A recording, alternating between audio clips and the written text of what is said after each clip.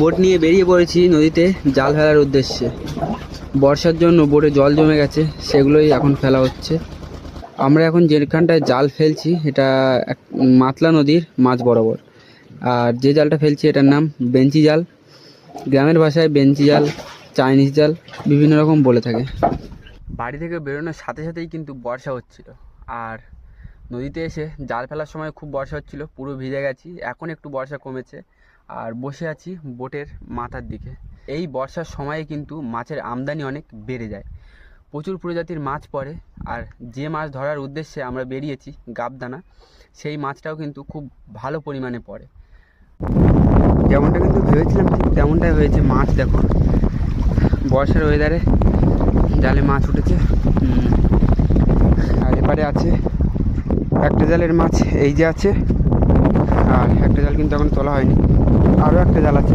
তো জালগুলো এক এক করে তুলে নিই, নিয়ে আসি টোটাল দেখাচ্ছি কতটা মাছ আছে। সারা রাত বর্ষায় ভেজার পরে এখন মাছ হয়েছে, যে দেখতে পাচ্ছ এগুলো। আর সাইডে চিংড়ি মাছ ফাছগুলো আছে, সাদা মাছ যেগুলো হয়। মাছ সব গাড়িতে উঠে গেছে। আর আজকেও 4 ক্যারেট মাছ হয়েছে। চলো গাড়িতে তুলে দিয়েছে মাছ, দেখি সবার মিলে কতটা মাছ হয়েছে।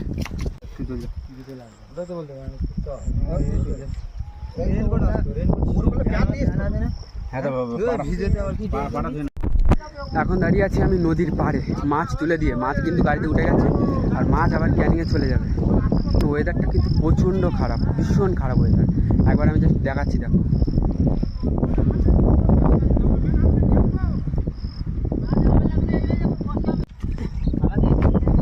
উপরে কটাই টুন বাজে না না না, হয়নি হয়নি। দাদু ও কত মাছ হয়েছে? মাছ ক্যারেট 2 হয়েছে। মিথ্যে কথা? না না, মিথ্যে কথা বলিনি। হ্যাঁ 2 ক্যারেট কই দেখি, সত্যি সত্যি? ওই তো 2 ক্যারেট একদম দেখা। হ্যাঁ, সারা রাত মাছ ধরে মাছ ক্যানিংয়ে পাঠানোর পরে ওই এখন আরও মাছ আছে, যেটা সকালে হয়েছে।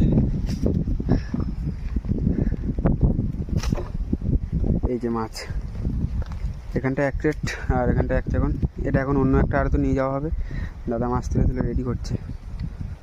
এটা বাড়ির কাছের আড়তে নিয়ে যাওয়া হবে। আর সকালে যে মাছটা গেছিলো ওটা কিন্তু ক্যানিংয়ে গেছিলো।